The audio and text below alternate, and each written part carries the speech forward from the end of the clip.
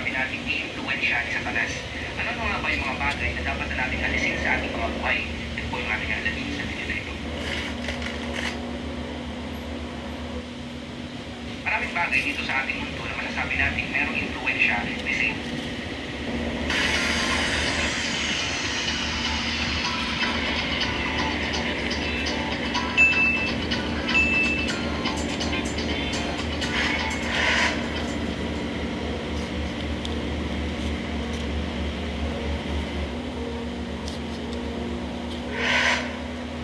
Nagigising ka ba ng alamaning oras sa gabi ng iyong pagtulog?